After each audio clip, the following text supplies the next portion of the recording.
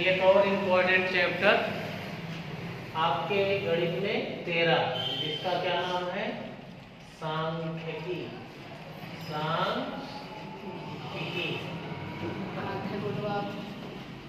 इसको स्टैटिक्स बोलते हैं अंग्रेजी में, ठीक है। तो आपको याद करना है केंद्रीय प्रवृत्त की माप, केंद्रीय प्रवृत्त की माप। इसमें बस केवल आपको क्या क्या याद करना है? पहला तो आपका हो गया समांतर माध्य। कौन सा? समांतर माध्य। दूसरा हो गया माध्यक,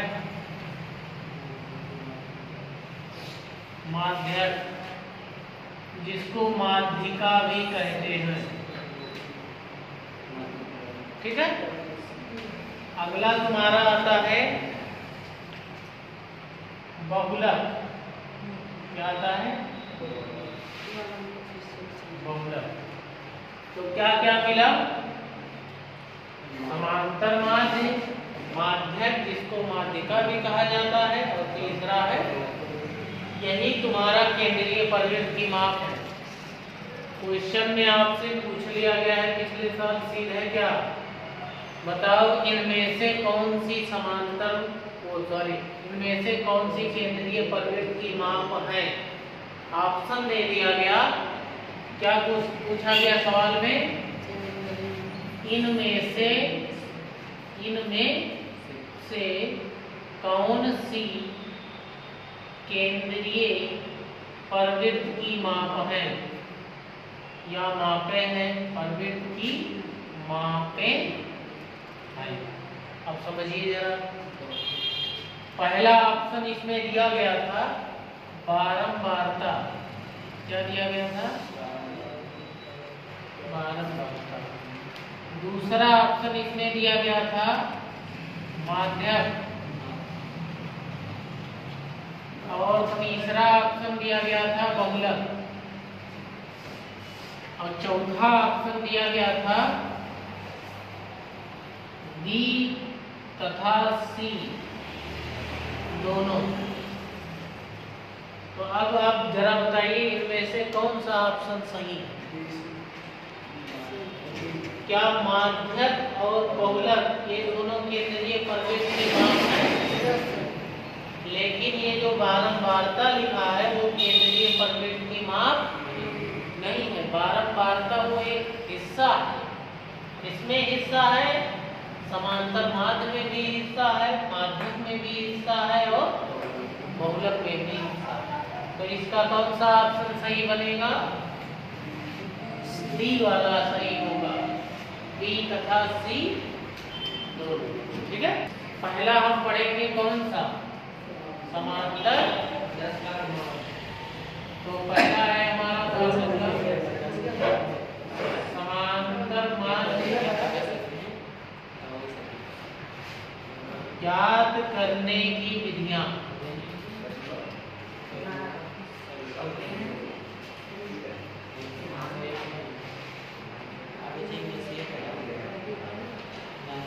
इसमें पहला है तुम्हारा प्रत्यक्ष विधि।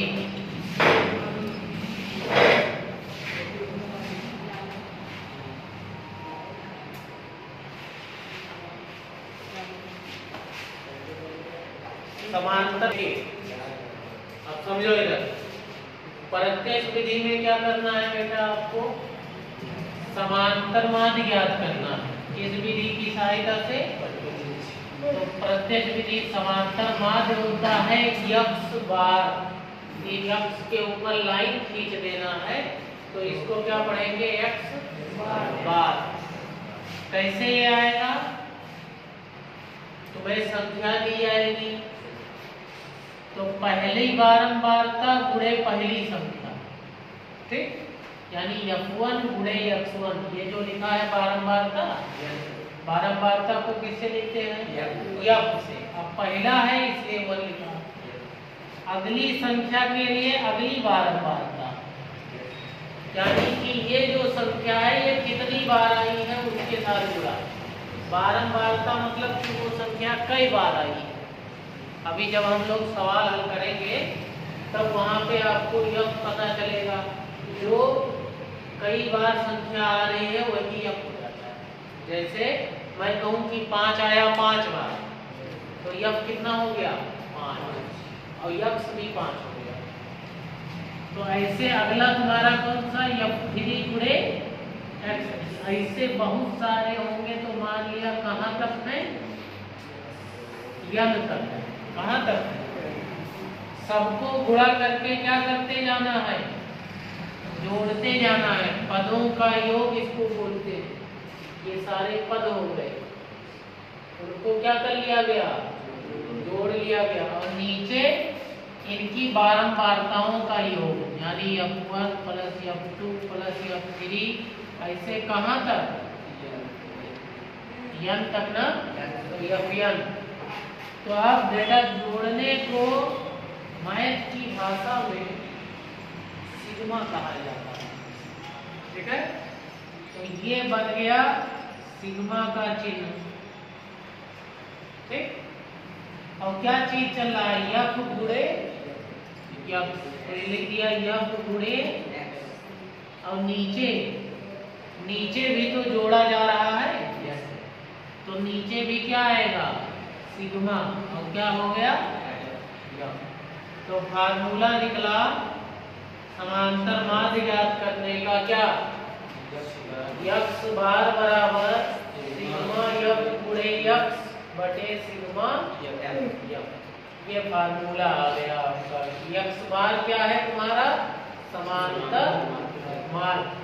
और समांतर माध्य ज्ञात करने की पहली विधि कौन सी है, प्रत्यक्ष विधि। यानी क्वेश्चन आपका 2024 बोर्ड परीक्षा में आया है, यूपी बोर्ड 2024। सवाल में आपसे कहा गया है कि माध्य ज्ञात कीजिए, तो चाहे माध्य लिखा हो चाहे समांतर माध्य लिखा हो, एक ही चीज है, यक्स बार जो अभी बताया। तो आपको यक्स का मान दिया गया है पहला सवाल, और एफ का मान दिया गया। यक्स का मान है 4, 6, 9, 10, 15, और एफ का मान है 5, 10, 7, 8। हमें इस सवाल में ज्ञात करना है समांतर माध्य। समांतर माध्य बेटा वही, चाहे माध्य लिखा हो चाहे समांतर माध्य, एक ही बात है। क्या करेंगे, सबसे पहले यक्स और यफ दिया है तो गुणा कराएंगे। किसका किसका गुणा कराएंगे, यफ और यफ का। समझ लो ध्यान से, ये यक्स है ये यफ है, तो इन दोनों का क्या कराया जाए, गुणा। तो 4 का 5 में गुणा कराओ, 6 का 10 में कराओ, 9 का 10 में कराओ, 10 का 7 में कराओ, 15 का 8 में कराओ। हमेशा देखिए कि जोड़ने में आसानी के लिए आपको क्या करना है, हमेशा वही संख्या लिखना है। इकाई का अंक इकाई के नीचे, दहाई का अंक दहाई के नीचे, और सैकड़े का अंक सैकड़े के नीचे। तो क्या दो चीजें जोड़नी है, क्या क्या जोड़ना है, एक तो ये यफ जोड़ना है, सिग्मा यफ। तो 5 और 10 15, 10 25 और 7 और 8 40। अब इनको भी जोड़ना है, इसको क्या कहेंगे, सिग्मा एफ एक्स। तो इनको जब जोड़ोगे तो क्या इकाई का अंक सब 0 है, तो 0 लिख दो। 6 2 8, 8 9 17, 17 और 7 24, 24 और 2 26। कै बचे, 2 और 1। आपके पास फार्मूला है यक्स बार का, समांतर माध्य का मतलब यक्स बार। क्या फार्मूला है, सिग्मा यफ गुणे यक्स बटे सिग्मा यफ। सिग्मा यफ गुणे यक्स का मान आया है 360 और बटे 40, 0 से 0, 4 एकम 4, 4 9 तो यक्स बार यानी माध्य कितना आ गया 9। तो चाहे आपको माध्य निकालना हो चाहे समांतर माध्य निकालना हो, बात यह है यक्स बार। क्वेश्चन नंबर 3 है, क्या लिखा हुआ है 3 में, यदि निम्नलिखित बारंबारता बंटन का माध्य, माध्य माने क्या दिया है यक्स बार, जो यहाँ यक्स बार तुम निकाले वो यहाँ दिया है, कितना दिया है 6। तो हमें बताना है किसका मान p का, और आपको यक्स में दिया हुआ है कितना कितना 2 है, 4 है, 6 है, 10 है और p प्लस 5 है। 6 कहाँ नजर आ रहा है,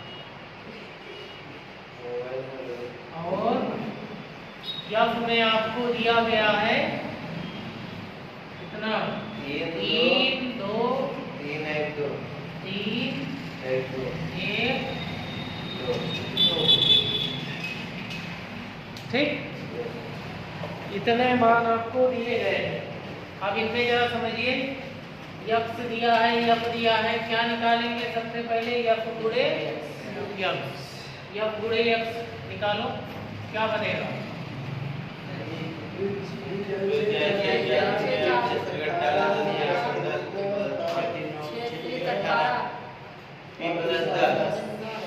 अब इसको देखो क्या बनेगा p प्लस 10, 2 का p में गुणा होगा तो क्या बनेगा 2p, और 2 का 5 में गुणा होगा तो क्या बनेगा, तो ये हो गया सिग्मा यफ। इनको जब तुम जोड़ोगे 3 2 5 3 8 1 9 और 2 11, इनको तुम जोड़ोगे तो कितना बनेगा सिग्मा एफ कितना बनेगा 8 6 14, 14 और 18 हो गया 32, 32 10 42 और 10 52, ये अलग बन गया और ये 2p अलग बन गया। फार्मूला क्या है हमारे पास, यक्स बार बराबर सिग्मा एफ बटे सिग्मा, यक्स बार का मान यहाँ दिया गया अब गुणा ये लगा ही है बेटा ऑलरेडी, सिग्मा यफ गुणे यक्स का मान कितना आया है 52 प्लस 2p, और नीचे कितना सिग्मा यफ कितना दिया है 11। अब क्या कराएंगे कैंची, तो 11 का 6 में गुणा करा दीजिए, कितना बन जाएगा 66, और इधर बन जाएगा 52 प्लस 2p, तो 66, 52 को इधर लाइए माइनस 52, इधर क्या बचेगा 2p, 66 में 52 घटाए दो कितना बचेगा 14 बराबर 2p, तो p बराबर 2 × 2 2 सते, तो p बराबर 7। ये क्वेश्चन नोट कर लीजिए।